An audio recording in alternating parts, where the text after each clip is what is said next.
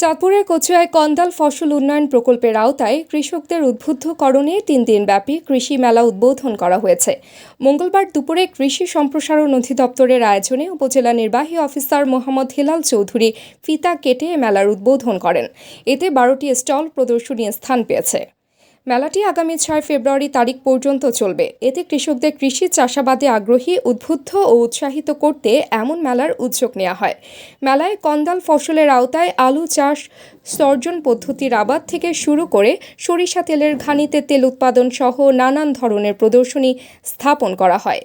উপজেলা কৃষি অফিসার মোহাম্মদ মেজবা উদ্দিনের সভাপতিত্বে এ সময় উপজেলা সহকারী কমিশনার ভূমি বাপ্পি দত্ত রনি, উপজেলা প্রকৌশলী আব্দুল আলিম লিটন, উপজেলা প্রকল্প বাস্তবায়ন কর্মকর্তা রাকিবুল ইসলাম, সমাজসেবা অফিসার নাহিদ ইসলাম, উপজেলা academic supervisor KM Sohel Rana, শিক্ষা অফিসার পারভিন সুলতানা, উপজেলা মহিলা বিষয়ক কর্মকর্তা মৃণালিনী কর্মকার সহ অন্যান্য কর্মকর্তারা উপস্থিত ছিলেন। তাবাসসুম হকানিকা, নীলকণ্ঠ।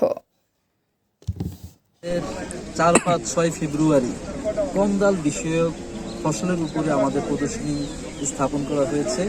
আমাদের কচুয়ার নানা পর্যায়ে কৃষকরা এবং আমাদের কচুয়ার সাধারণ মানুষরা জানতে পারে মাটির নিচের ফসলের কদর কত। এটা অবহেলিত ফসলের মাধ্যমে কীভাবে একটা ফ্যামিলি স্বাবলম্বী হতে পারে, এই মেলায় যদি আসে তাহলে বুঝতে পারবে। এখানে কৃষকদের জন্য কৃষি পরামর্শ স্তর, কৃষি পরামর্শ কেন্দ্র স্থাপন করা হয়েছে। নানা পর্যায়ে কৃষকরা যদি এখানে আসে বিনামূল্যে তাদের সকল বিষয়ক কৃষি পরামর্শ দেওয়া হবে। পাশাপাশি ব্যাংক, ক্ষুদ্র উদ্যোক্তা সহ আমাদের নানা বিষয়ের ফল নার্সারি, ফুল ফলের উপর নার্সারি, বিভিন্ন ক্যাটাগরির উদ্যোক্তাদের আমরা এখানে আমন্ত্রণ জানিয়েছি। আশা করি 3 দিনের মধ্যে আমাদের সফল মেলা কচুয়াবাসীকে উপহার দিতে পারব।